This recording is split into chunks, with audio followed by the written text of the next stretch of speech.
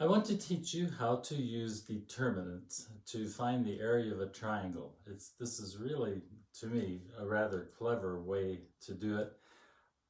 And it's so fast. You're going to be amazed at how fast it is when you compare it to other techniques for finding the area of a triangle. It's not a cut and dry, easy, you already know the base and the height kind of triangle. First, some preliminaries. I want to remind you that if we have a trapezoid, we'll have two parallel sides. This we'll call like X and this we'll call Y. And we'll know this height here, H. The area of this trapezoid is the average of the X and Y lengths. That is the area is 1/2 X plus Y times the height. I'll prove it to you like this. I'm going to find this midpoint right here, which would be represented by the average of X and Y. And I'm going to draw this little line here, and this line here, and this line like this. And I hope that you can see, if I was to take the scissors and snip it right there, and make this piece go here, and this piece go here, that I would have the average of X and Y times the height, and it would be this rectangle of that area. The other thing I want to remind you of, I'll just keep writing it here. Let's suppose I have this number line, or this coordinate axis, and I have the number, say 7, and I have this distance here that I'm going to say is 3. And I'm going to ask you, what is this value right here? And you would likely say, well, it's 4. And I'd say, how did you get that? And you would say, well, I took 7 and went backwards 3. I subtracted 3 and got 4. Keep that in mind with what we're about to do.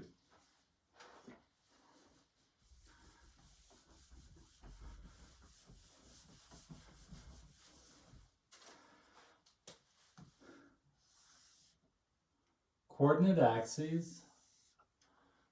I'm just picking random points.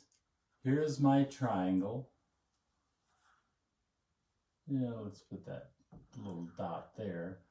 But I'm going to climb up a little bit there, trying to make straight lines. And I'm going to call this point right there x1, y1. That's the x coordinate and the y coordinate of that point. This will be x2, y2, and this will be x3, y3. We should probably put little commas in between there. Okay. Now I'm going to reference these two axes. Make this one a little taller.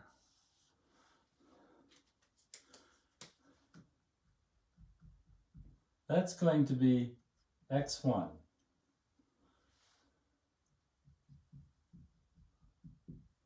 That's going to be x2.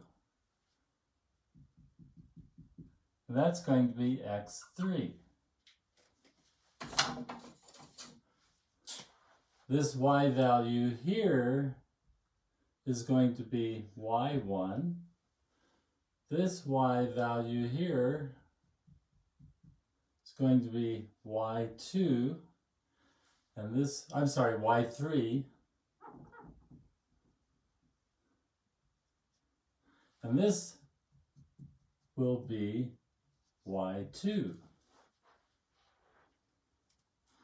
And now we do that little thing that I was showing you with the distances.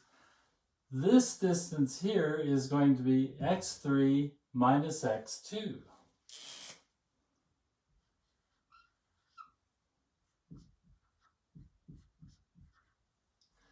This distance here is x2 minus x1. And this distance here is x3 minus x1. So far, so good? Let's do the y's. This distance here is y1. This distance here is y3.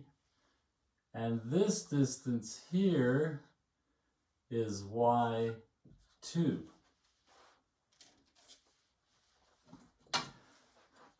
Now, I am telling you that the area of this triangle is equal to this trapezoid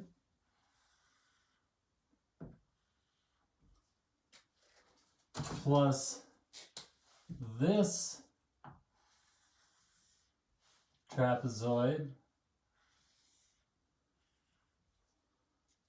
minus this trapezoid. In other words, I'm going to make my blue one, that's going to be this guy. I'm going to add to it the red one, which will look something like this. And then I'm going to subtract the black one, which is wider but shorter. That looks something like this. So my triangle, the area of this triangle will be this plus this minus this.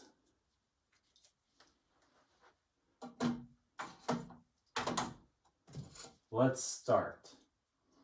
Using our area of the trapezoid, this area here for the blue, this is equal to 1/2 times this height here, which is y1, and this height here, which is y2, y1 plus y2, and then times this height here, this base, which is x2 minus x1.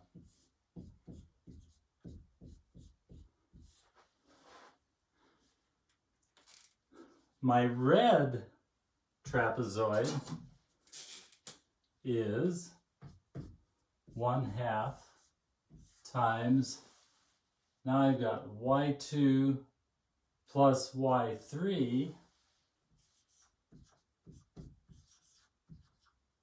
times this distance here, x3 minus x2.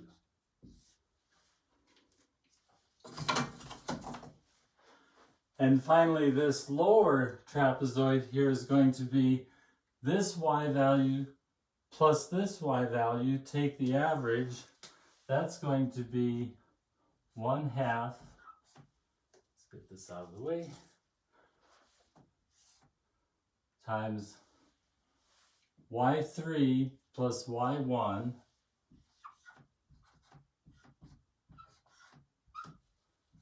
times this distance here, which is x3 minus x1.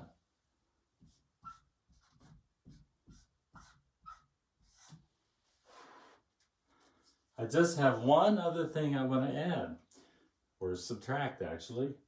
I am taking this trapezoid and subtracting this one. So I want to put a minus right here because I'm subtracting that area. What will we do now? Coming up.